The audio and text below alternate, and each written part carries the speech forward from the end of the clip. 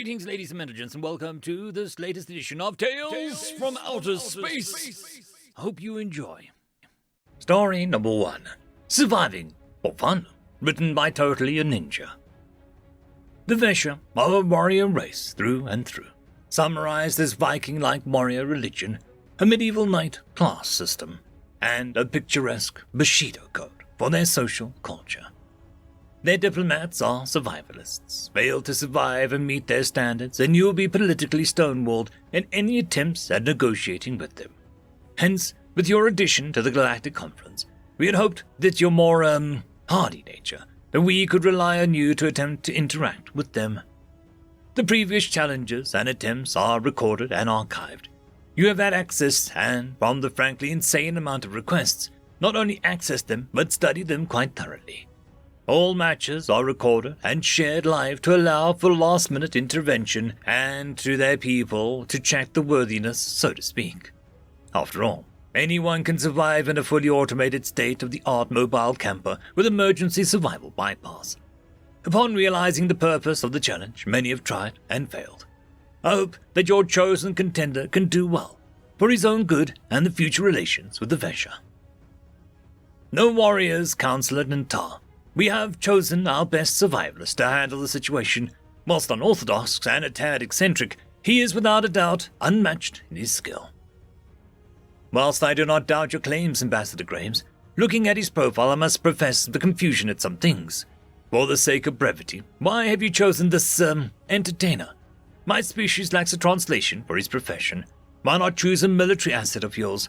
As I understand it, most of your, Marines have received survival training, with some acting as specialists for instruction and practice.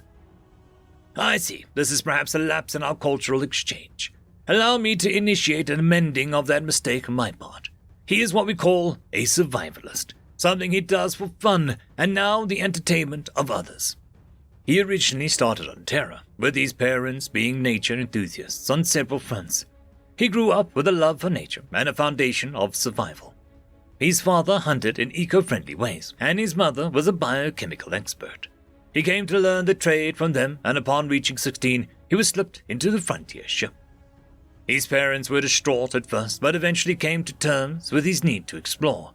While most specialists focus on one domain of xenobiology, as his parents were, he spent his youth on Earth, and then the next 7 years in Kappa 3, or now known as Akli's Bog, a hostile crucible world akin to Earth's original state. Many original settlers go so far as to claim, without his help, the existence of Swamp's Earth's colony would have failed. For when they discovered him, he had already abandoned ship and began to settle in the surroundings on his lonesome. His claim to fame was the backlog of survival logs, and reports that usually would have been monotonous, if not dreadful to watch, were filled with life and joy.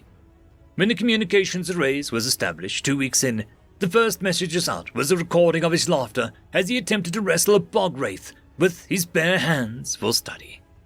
The joy and positivity he emanated was contagious, and soon he built a following online. For a good while he was unaware of his fame until a trader landed in the colony's rudimentary spaceport and told them. From what we can tell, the only reason he ever agreed to take up his current career role was to spread his love for nature and make use of the funds to help where he could. The only portion he takes is to pay for transport from one crucible world to another. His survival capabilities go further as he then later on tackled Hellworlds of the more stable variety. His content attracted much attention, including our very own government. When he released a video showcasing one of our secure survival training camps, the location and map data present for the net to see.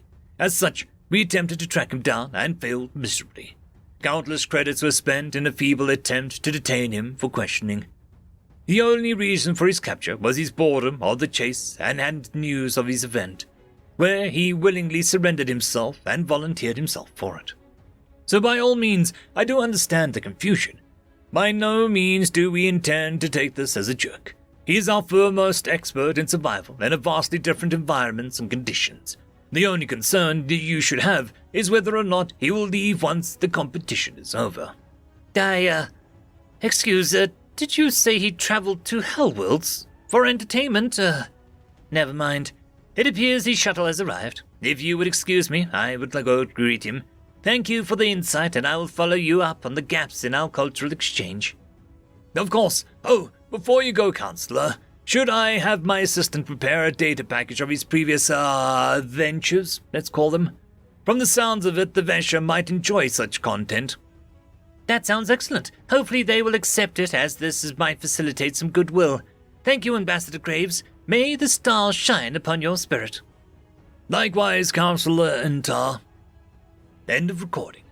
The last correspondence of Counselor Entar and Ambassador Graves before the traditional diplomatic trial of the Vesha between said party and the Sol Alliance. A historical event which has since been recognized as the start of several events that would unite the Veshta and humanity as allies for centuries to come.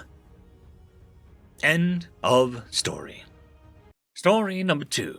The Leviathan, written by Benny W.M.H. Today, class, we will be moving on to the Chapter 5 of Astrogeology. I'm going to assume that you've all done your prescribed readings. So let's get down to discussion, shall we? Can anyone tell me what the Leviathan is? Professor Breathe in Wind asked. Sir, said the student from the back. The Leviathan is an ancient creature that died 1.5 billion years ago, and its skeletal remains now serve as a superstructure of Warp Transit Hub 115. Correct. You mentioned something interesting, Caltrap. That is, it's on a warp intersection. Why is this an anomaly? The professor asked. Because there are no other warp intersections in that region of space, sir, said another student. Warp nodes are naturally forming celestial objects and tend to gather in clusters. There are no other known warp nodes that exist singularly like Transit Hub 115. Excellent answer, Mila Dilla, the professor said. The student's feathers rippled in satisfaction. Now let's move on to the most interesting part of today's reading, shall we? What are the possible suggested reasons for the formation of Warp Transit Hub 115? Sir, one theory states the Transit Hub 115 was part of a natural formation that decayed over time, leaving only one node behind, a student said. But that theory doesn't explain how or why warp nodes decay. We have seen no other indication that such a thing has ever occurred. Yes, it is true that we have never recorded other instances of decay, but that could be a function of deep time. We are simply unable to perceive warp nodes form or decay in real time.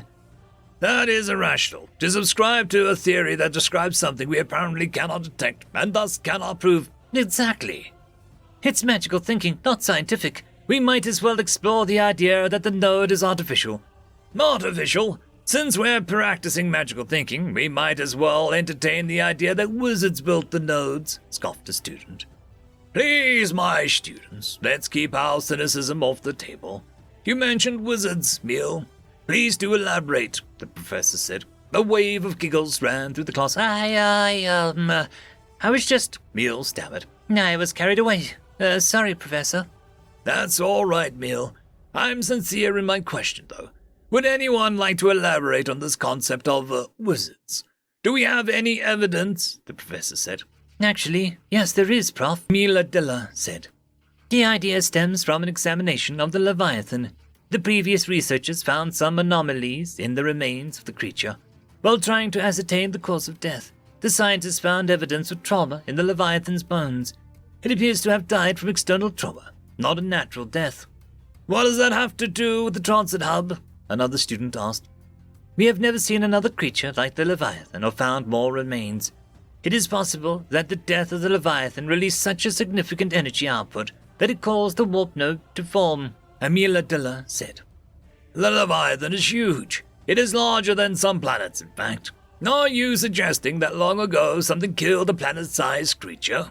The professor asked, more for the benefit of the other students than his own curiosity. Not me. Mila Dilla looked downwards. It's just what I read. Small pieces of foreign material were found embedded in the bone of the Leviathan. Some researchers claim that the material is remnants of an asteroid strike that killed the creature. Is that the only theory? Meal asked. No. Now scientists have a much wilder theory. They suggest that the material came from the projectile of massive mass driver weapon. In fact, they claim to be able to trace the trajectory of the shot halfway across the galaxy. Amila Dilla said. How is that even possible? What proof do you have of this? Kalteb asked. On one small piece of material, the researchers found what appeared to be an engraving in a language we do not understand. Here, have a look, Amelia Diller said. She tapped on her console quickly, sending the image to the rest of the class. The image was close-in image of a shiny copper-looking material. On it, clearly engraved by a thinking being, was a series of lines and curves. Its actual meaning was already lost to antiquity, but its implications were clear. Someone wanted to send a message, and apparently the Leviathan was the recipient.